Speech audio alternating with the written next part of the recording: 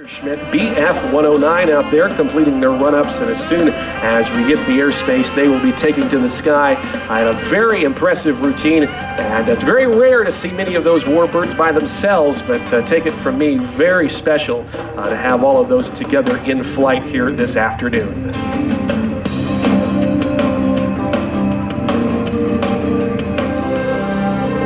Flying today in our fighter review from the British Royal Air Force, the Supermarine Spitfire Mark 9. From the U.S. Army Air Corps, the North American P-51D Mustang. From the Luftwaffe, the German Air Force, the Messerschmitt BF-109, and also from the Luftwaffe, the Focke-Wulf Fw-190. Today, ladies and gentlemen, we get a very rare chance to see 4 of the most widely known combat aircraft of the Second World War. As we see these aircraft in flight today, we salute those who have gone before us and those who flew these aircraft for real so many years ago, many not to glorify war, but rather to remember and learn from the lessons of World War II so that we may never forget.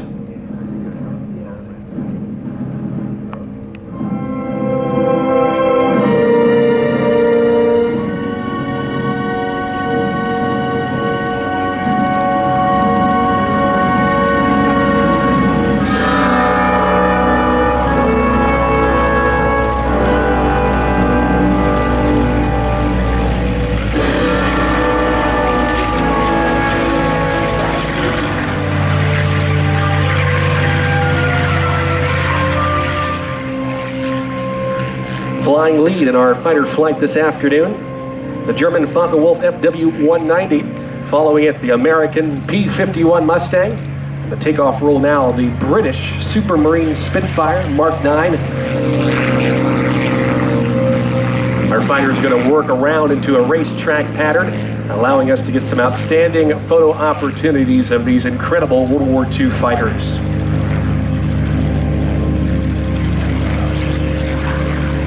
As they position high and behind us, ladies and gentlemen, the first aircraft in our group, the Focke-Wulf Fw-190.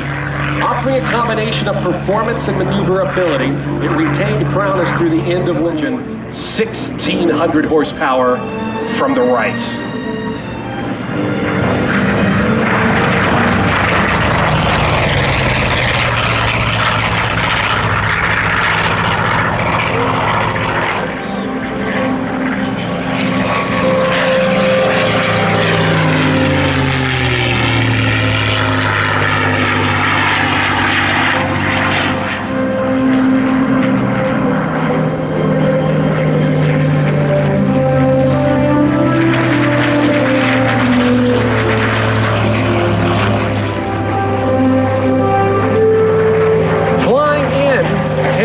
Charlie, our last of the formation flight here this afternoon, the Messerschmitt BF-109. The top years at the controls of a BF-109, the highest scoring German ace in North Africa, and Marcel, similar to score for him just 158 victories flying that Messerschmitt fighter. The 109, the principal fighter opponent of our allies, and as bombers such as the B-24 Liberators built right here in Willow Run.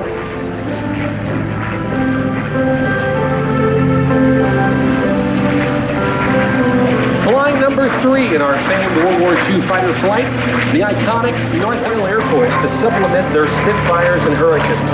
It was built in just 117 days from pen on paper to a...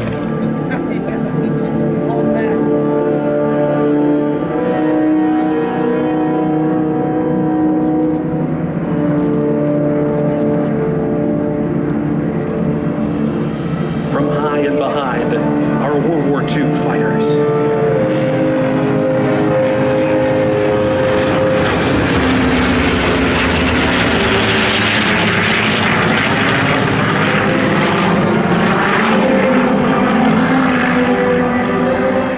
They'll approach overhead of the airport at around 400 feet and go into subsequent brakes as they set up to land.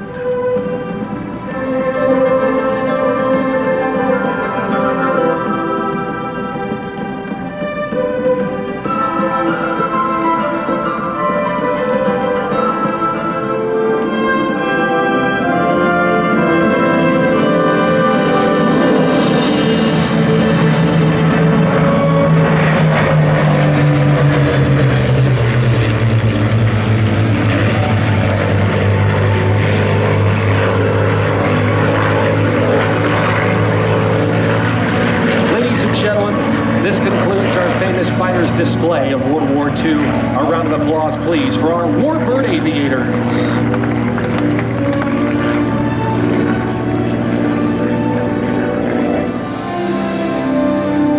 Danielle, I've had the opportunity to see a lot of Warbirds fly, but on that last pass, I had chills on how just awesome that was, and of course the great response from our crowd as well. It takes you on a little trip back in time, and it's beautiful to see performances like that are absolutely stunning. And you and I talked earlier about just how much these pilots care for their aircrafts, the maintenance that goes into it to preserve that historic aircraft and keep it flying. Absolutely, and many of the, well, all of these pilots here today, they do it on their own dime. They are true patriotic Americans, keeping the history alive, and whether that be with the North American P-51 Mustang, the famed American living monument, if you will, to even the Focke-Wulf Fw-190, so we don't forget the history and the lessons learned of World War II. To stop by if you've not had the chance to do so.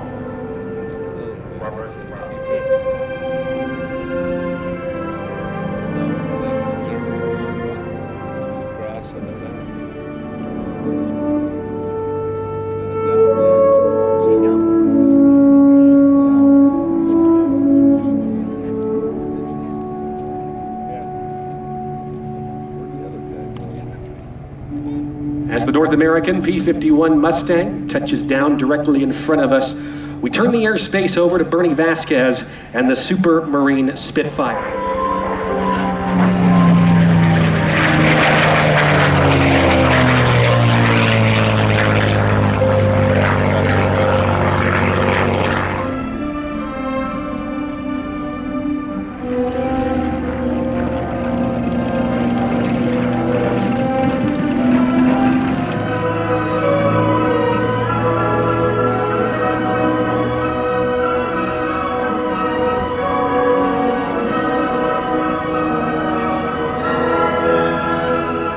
Saw it, and I'm sure all of our Thunder fans saw it too, the Huey Air Adventures going out today. If you didn't get a chance to ride on those, they do offer that at the American P-51D. So for more information on that and all of the other aircraft that Apple rides, visit www.aircraft.org/follow.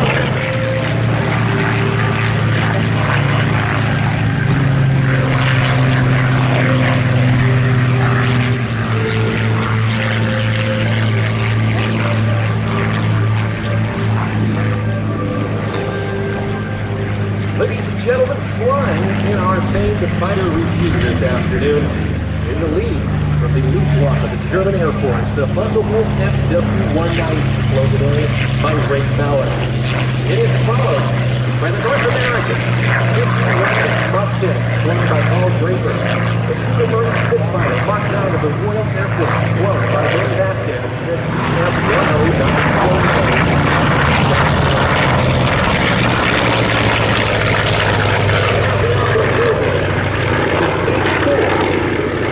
the widely known combat aircraft.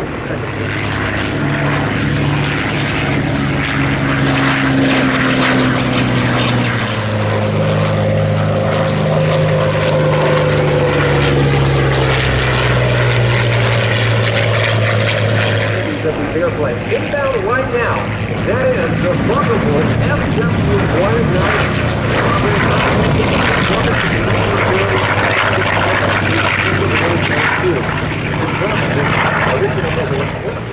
took up a challenge for the German fighter. First flight taking place.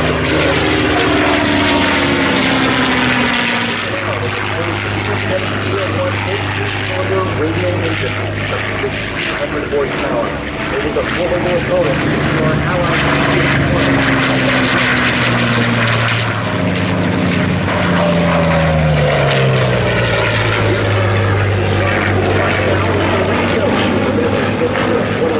tally of 352 victories in the span of just 3.5 years at the controls of the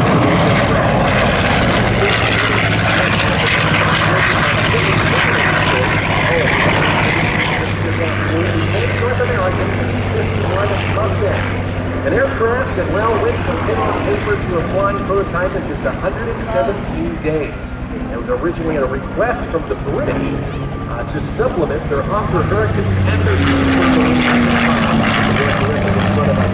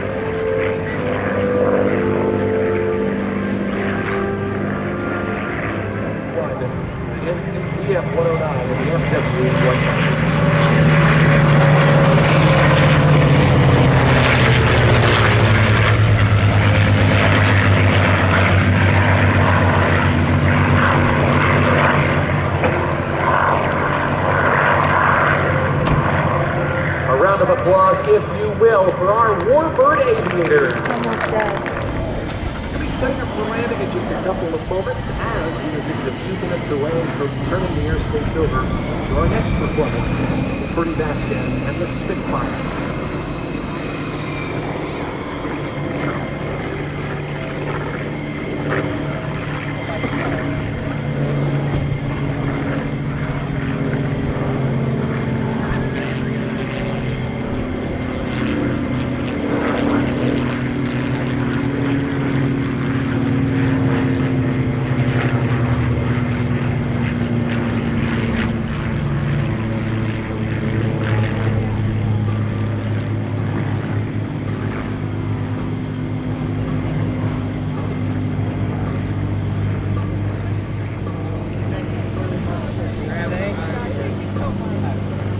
As our Warbirds make their way in to land, we actually were just talking with our Air Boss staff on the next game plan, and of course we're going to this afternoon, we're going to be seeing the departure of the F-16 Fighting Falcons from Toledo, Ohio, and the Ohio Air National Guard, the Stingers as they are known, and they're going to be thundering home so they can be back with their families tonight and back on station, on guard as they are throughout the year there in Toledo. Daniela, Bruce, and That is to capture that moment in history and how important it is to the pilots of those planes as well, who work really hard to keep these planes in the air and operating.